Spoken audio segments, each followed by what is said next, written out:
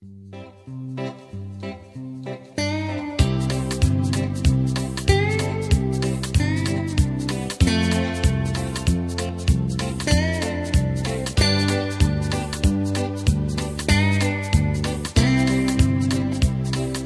romano-amazigh ou amazigh très célèbres. Marcus Manilius est né en Afrique du Nord au 1er siècle avenue J.C. Il est le poète-auteur des très célèbres astronomiques, une sorte de traité d'astrologie versifié. Terence, Publius Terentius Afer, né à Carthage vers 190 avenue J.C., l'enfant est d'abord vendu comme esclave.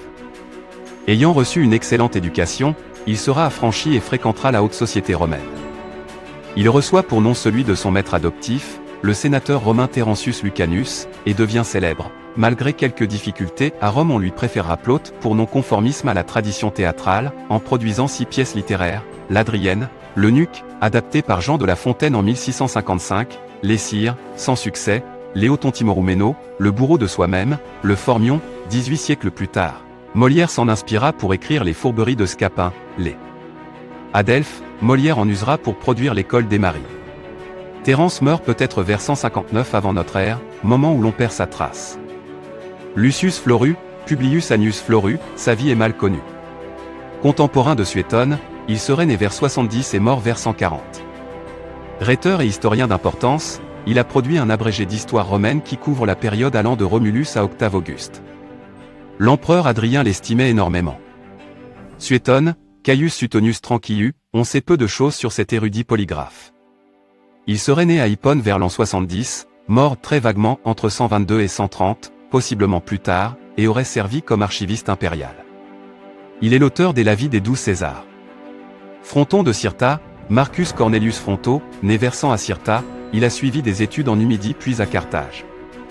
Il fut sénateur très jeune, bon orateur, consul et maître de 2 empereurs, Antonin le Pieux et Marc Aurèle. Compté parmi les meilleurs écrivains de son temps, il écrit un jour à l'impératrice « Je suis un barbare.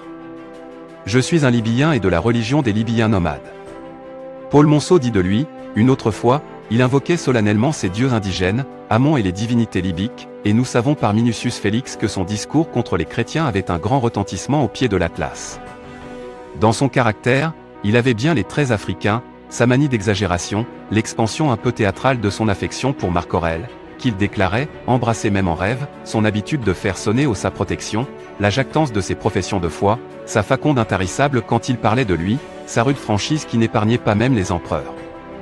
Cette empreinte africaine se retrouve aussi dans la langue, un mélange d'archaïsme, d'hellénisme, de mots populaires, c'était le latin qu'on parlait depuis longtemps en Numidie comme à Carthage. Fronton meurt vers l'an 170.